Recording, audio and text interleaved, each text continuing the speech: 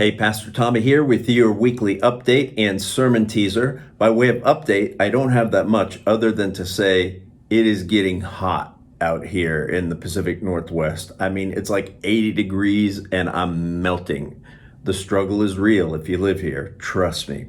Let me ask you a question. If I called you a Nimrod, how would you take that? Would you take it as a compliment or an insult? My guess is you'd take it as an insult. Do you know why? Answer: Bugs Bunny. Bugs Bunny popularized Nimrod as an insult. If you're like me and you spent your childhood watching Looney Tunes, you remember that Bugs Bunny often called Elmer Fudd a Nimrod. Elmer Fudd, who was a buffoon and he couldn't find his rifle with both hands. Bugs Bunny called him a Nimrod, and most people thought he was just calling him an idiot. And so they started to associate the word Nimrod with idiot. Well, Nimrod is actually this great and mighty hunter in Genesis chapter 10.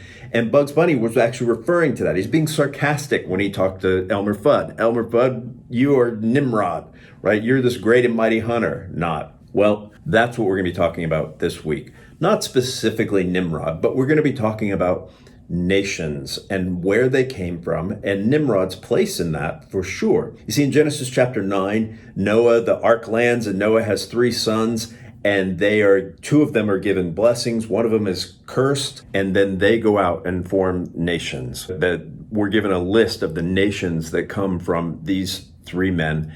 And then in Genesis chapter 11, we are told why those nations came about in the first place. In other words, we're doing this sermon series on race, ethnicity, and missions, and that necessarily means we should understand, it would be helpful to understand where nations came from and where they fit into God's plan.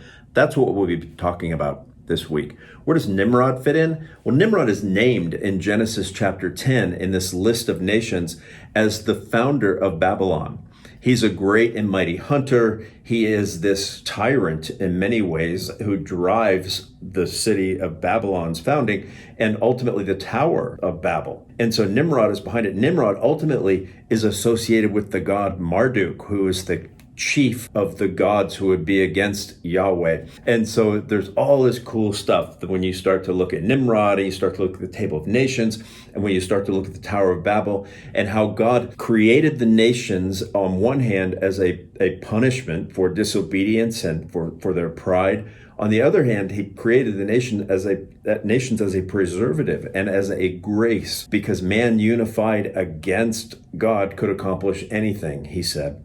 But also man unified, if all the nations had not been formed, then when God created this new nation, Israel, they wouldn't have been able to deal with them. They would have been crushed almost immediately. So it's very cool. I look forward to talking about it this weekend. I look forward to seeing you. And it's been great, by the way. One of the coolest things that has been happening in the past month or two is I've been getting to meet a number of people who only ever listen to us online. In other words, during COVID, they found our church online. They listened to me. They listened to Samuel. They, all that kind of stuff. And now they're actually showing up for church and they're introducing themselves. And I feel like I know them already from just YouTube comments and emails they've sent or prayer requests. So this is a great time if you've been visiting only virtually to come visit. And if you are a member who has only come virtually, for you to come. Church has been great. If you're vaccinated, you don't need a mask. Music is awesome. And the preaching is, well, it is what it is. And so I'm looking forward to seeing you this weekend. Have a great week. Tommy, out. That's all, folks.